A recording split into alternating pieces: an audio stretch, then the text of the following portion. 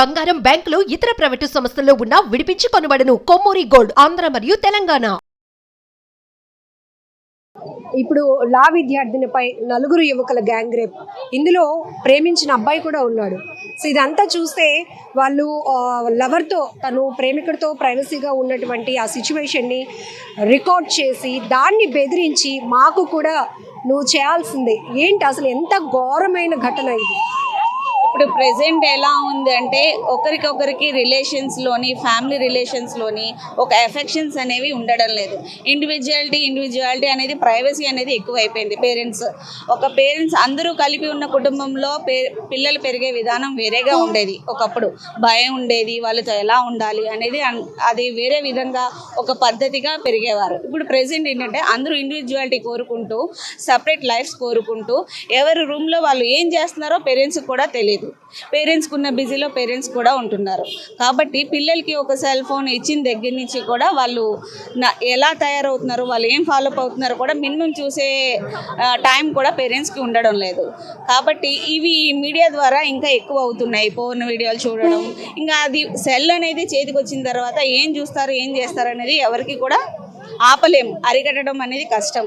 కాబట్టి ప్రెజెంట్ ఈ స్టూడెంట్స్ కూడా లా చదువుతున్న స్టూడెంట్స్ ఇలా చేస్తున్నారంటే వాళ్ళకి ఒక ధైర్యం వచ్చింది. లా చేస్తున్నాను కాబట్టి నేను ఏమైనా చేయగలను అని చెప్పేసి ఎవరు నన్ను అడ్డుకోలేరు, సెక్షన్స్ అన్నీ నాకు తెలుసు అన్న ధైర్యంతో చేశారని నేను అనుకుంటున్నాను. కాబట్టి వాళ్ళకి కొన్ని జాబ్స్ వాళ్ళ కోసం వాళ్ళు పని చేసుకున్నా కూడా సొసైటీలో ఒక రెస్పాన్సిబిలిటీ ఉన్నటువంటి జాబ్స్, అందులో డాక్టర్స్ కావచ్చు, జర్నలిస్టులు కావచ్చు, లాయర్స్ కావచ్చు. సో ఈ ఘటనలో మొత్తం నలుగురు, ఒకరు బాధితురాలు లా స్టూడెంట్, ముగ్గురు నిందితులు కూడా లా స్టూడెంట్సే. అంటే ఒక ఫ్యూచర్లో ఒక ముగ్గురు లాయర్లు సొసైటీకి అందవలసిన వాళ్ళు. బట్ అందుకే అదే నేను చెప్తున్నాను, లా చదువుతున్నాం కాబట్టి వాళ్ళకి ఒక ఆటోమేటిక్గా ధైర్యం అనేది వచ్చేస్తుంది. ఆ ధైర్యంతోనే వాళ్ళు ఈ ఘాతకానికి ముందుకు వచ్చారని నేను అనుకుంటున్నాను. కాబట్టి మేమంతా ఏం చేయాలనుకుంటున్నామంటే వాళ్ళకి భవిష్యత్తులో కూడా ఎటువంటి లాపట్ట రాకుండా మేము చేయాలని గట్టిగా ప్రయత్నిస్తున్నాం. వాళ్ళకి లాపట్ట రాకుండా చూడడమే మెయిన్ మా ధ్యేయం కూడా. నెక్స్ట్ వాళ్ళకి ఎటువంటి బెయిల్స్ కూడా మేము వేయదలుచుకోవడం లేదు. మేము ప్రైవేట్గా లాయర్స్ కాబట్టి మేము వేయం, కానీ లీగల్ ఎయిడ్ ద్వారా కూడా గవర్నమెంట్ అనేది కొంతమందిని ప్రొవైడ్ చేస్తుంది. వాళ్ళని కూడా మేము అడ్డుకోవాలని కూడా మేము అనుకుంటున్నాం. ఈ చర్య జరిగినందుకు దాన్ని చాలా ఖండిస్తున్నాం. దట్టు దాంట్లో లా స్టూడెంట్స్ ఇమిడి ఉన్నారు అనేది వాళ్ళు రేపు పొద్దున్న మళ్ళీ ప్రొఫెషన్కి వచ్చి కాపాడవలసిన లా స్టూడెంట్స్ ఇలా చేసినందుకు దాన్ని చాలా సిగ్గుపడుతున్నాం. First thing. తర్వాత ఏంటంటే ఆ అమ్మాయి కూడా నమ్మి వెళ్ళిపోయింది, ఆ లా స్టూడెంట్సే కదా అని వెళ్ళడం వలన ఇలాంటివన్నీ జరిగాయి. కాకపోతే వాళ్ళే ఇలాంటి పనులు చేయడం అనేది చాలా ఏంటంటే నష్టం కలిగించే విషయం ఆ అమ్మాయికి. తర్వాత ప్రజలకు కూడా ఇలాంటి లా స్టూడెంట్స్ వీళ్ళు ఇలా ఉంటారా అనేది ఇలా తెలియపరిచినట్టు కూడా అనిపించింది. చాలా అసలు నష్టపరిచే విషయం కాబట్టి మేము చాలా ఖండిస్తున్నాం. వాళ్ళు వస్తే తప్పకుండా వాళ్ళకి బెయిల్ ఇవ్వకుండానే అడ్వకేట్స్ అందరూ కృషి చేయాలని కోరుకుంటున్నాను. అమ్మాయిలు కూడా వాళ్ళ ఇంటి పరిస్థితులు వాటిని బట్టి అలాగా ఉంటుంటారు, చెప్పకుండా ఉండొచ్చు ఆ అమ్మాయి పెరిగిన వాతావరణం, రిలేటివ్స్, ఫ్రెండ్స్ వాళ్ళందరి బట్టి. దట్టు ఆ అమ్మాయి ఏంటంటే ఫస్ట్ ఇష్టపడి వెళ్ళింది, లవ్ చేసింది కాబట్టి తొందరగా చెప్పలేకపోయి ఉండొచ్చు. అంత నమ్మి నన్ను ఇలా చేసేయడం ఏదో మొత్తానికి. తర్వాత వాళ్ళందరూ ఈ అమ్మాయిని బ్లాక్మెయిల్ చేస్తూ ఉంటే ఇంకా మరి తట్టుకోలేక అమ్మాయి అలాంటి పరిస్థితి వచ్చి ఉంటుంది. చాలా దారుణమైన పరిస్థితి. వాళ్ళ ఫాదర్ చూడకపోయింటే ఒక అమ్మాయిని, మనం ఒక లా స్టూడెంట్ని, ఫ్యూచర్ అడ్వకేట్ని నష్టపోదాం.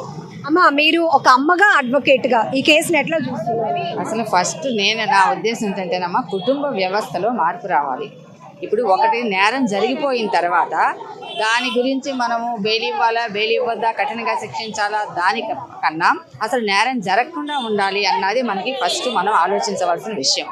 అయితే ఇక్కడ కుటుంబంలో తల్లిదండ్రులు పిల్లల్ని ఎలా పెంచాలి, మోరల్ వాల్యూస్, ఎథికల్ వాల్యూస్ చెప్తూ పెంచాలి పిల్లలకి. వాళ్ళ పెంపకాన్ని బట్టే పిల్లలు తయారవుతారు. 90% తల్లిదండ్రుల పెంపకమే ఇక్కడ ముఖ్యం. అందుకని ఒకడెవడో పుట్టగానే చెడ్డోడు కాదు, పుట్టగానే మంచోడు శ్రీరామచంద్రులు ఎవరో ఉండరు. పెంపకాన్ని బట్టి ఉంటుంది. అంటే కుటుంబంలో ఆరోగ్యకరమైన పరిస్థితి అక్కడ ఉండాలి, పెంపకం అనేది చక్కగా ఉండాలి. కానీ ఇక్కడ మనకు ఉన్నాయా? ప్రస్తుతం మన కుటుంబ పరిస్థితి ఎలా ఉంది? తండ్రి తల్లి ఒకలో ఇద్దరు పిల్లలు ఉంటారు. తండ్రి ఏం చేస్తున్నాడు? పొద్దున్న నుంచి సాయంత్రం వరకు ఏదో ఉద్యోగం చేసుకుంటాడు. ఆ తర్వాత వాడు తెచ్చే జీతం పిల్లలకి పెంపకానికి సరిపోవాలి. కానీ ఇక్కడ జరుగుతున్నది ఏంటంటే, అంటే ఇది గవర్నమెంట్కి వ్యతిరేకము ఫర్రు అన్నది అక్కడ పక్కన పెట్టి వాడు వెళ్ళి ఎక్కడ ప్రభుత్వ మద్యం గృహాల్లో ఉంటున్నాడు, మద్యం షాపులు.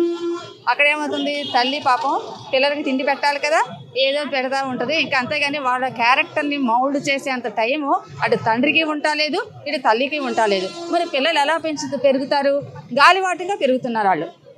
ఏదో వాళ్ళ మీద స్నేహితుల ప్రభావం కానీ, తర్వాత పరిస్థితుల ప్రభావం కానీ, చుట్టుపక్కల నుంచి అటువంటి ప్రభావం చాలా ఎక్కువగా ఉంటుంది. దానివల్ల వాళ్ళు ఇప్పుడు తండ్రి తాగొస్తున్నాడు, తల్లి ఏదో కూలి పని చేసుకుని ఏదో 2 ముద్దలు తెస్తుంది, ఏదో 200 తెస్తుంది. ఇప్పుడు నేను చాలామందిని చూశాను. ఎందుకంటే ఆడవాళ్ళు ఎక్కువ బయటికి వెళ్ళి కాయగూరలు అమ్ముకోవటము, అలాంటి ఏవో చిన్న చిన్న పనులు చేసుకుని పెద్ద చదువు లేని వాళ్ళు 400 300 తెస్తే అదే వాళ్ళకి జీవనోపాధి. ఈ తండ్రి ఏం చేస్తున్నాడు? మద్యం షాప్లో కూర్చుని ఉంటున్నాడు. నేను ఒకసారి చూశాను, పాప ఏడుస్తుందో పక్కన.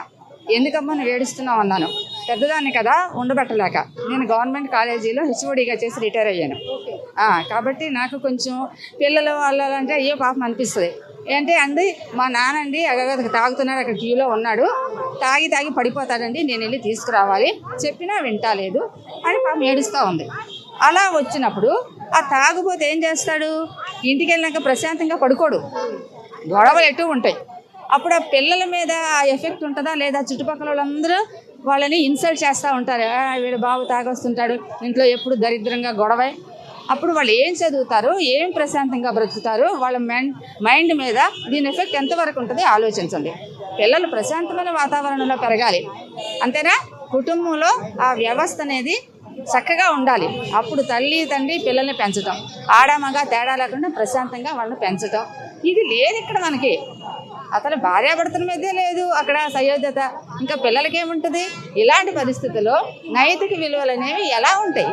ఆ తర్వాత వాడు ఏదో వ్యధోపం చేసిన తర్వాత గట్టిగా పనిష్ చేద్దామంటే అసలు వాడు అలా వ్యధోపం చేసేలాగా మనం ఎందుకు పెంచేమలాగా అని నేను అనుకుంటున్నాను.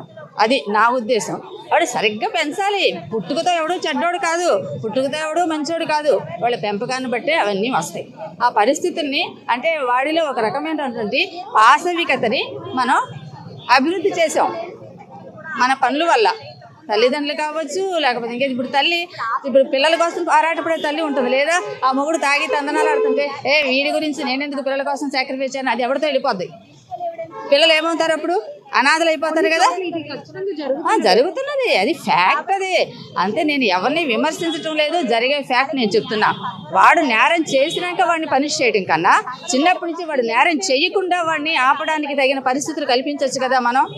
అది నా ఉద్దేశం. అది ఫస్ట్ నుంచి నేను అదే చెప్తాను ఎప్పుడు. ఎందుకంటే పుట్టుకతో ఎవడో చెడ్డోడు నేరస్తుడు కాదు. వాడు మంచి పరిస్థితుల్లో వాడు పెరిగితే చాలా ఉత్తముడు అవ్వచ్చు. మనం అటువంటి పరిస్థితులు వాడు కల్పించడం లేదు కదా. కల్పించకుండా ఇప్పుడు మనం అసలు మెయిన్ ఏంటంటే ఇంట్లో తల్లిదండ్రులు పూర్తి కాన్సన్ట్రేషన్ అటెన్షన్ పిల్లల మీద పెట్టడం లేదమ్మా. వాళ్ళ కూడా వాళ్ళు పడుతున్నారు. ఏదో డబ్బులు సంపాదించడం ఒకటి యంత్రం లాగా. ఇదేమో ఏంటి చక్కగా ఏదో వండి పడేసే కదా, ఏదో ఒకటి తినిపోతారులే అన్నట్టు. అంతేగాని వాళ్ళు ఎలా ఉన్నారు ఏంటి, వాళ్ళ సైకలాజికల్ ఫీలింగ్స్ ఎలా ఉన్నాయి, అవన్నీ కొంచెం వాళ్ళతో షేర్ చేసుకునే టైము ఎవరికి ఉంటాలే తల్లిదండ్రుల్లో. అప్పుడు ఏమవుతారు వాళ్ళు? ఆ పక్కనే ఫ్రెండ్స్ మీద వాళ్ళ ఇన్ఫ్లుయెన్స్ వినిపడుతుంది. అంతే.